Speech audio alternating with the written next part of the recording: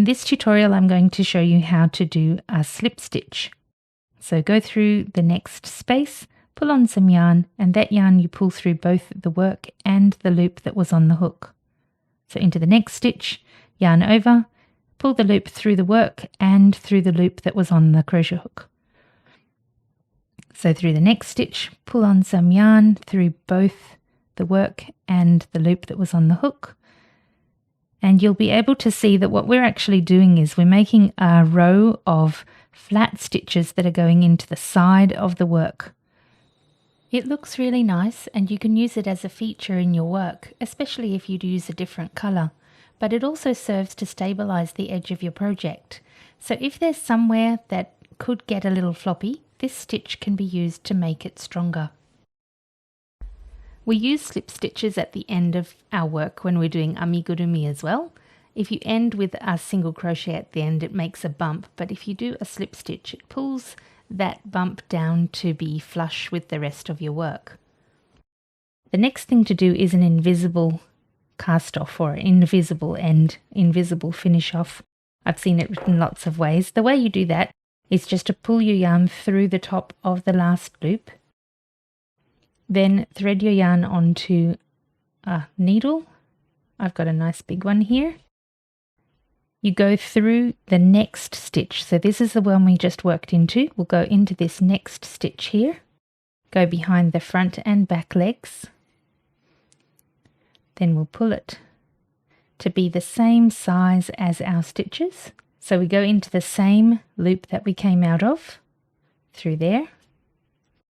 And there's a little piece of yarn going across here, or this one, it doesn't matter which, but I usually try and go through that as well to anchor the work.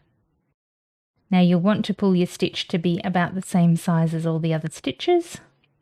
And you can see across the top there that it's very difficult to find which one the one we ended off with is. So after that, I'll turn this inside out so you can see.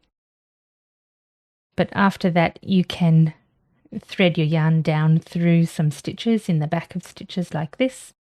Mine are quite tight because I do crochet very tight. No one's going to see it down in here, so you just sew it down some, and I usually go across and back up again.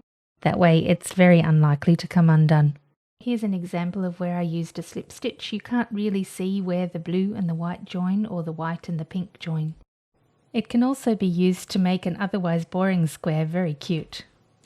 You can also use a slip stitch as a design feature.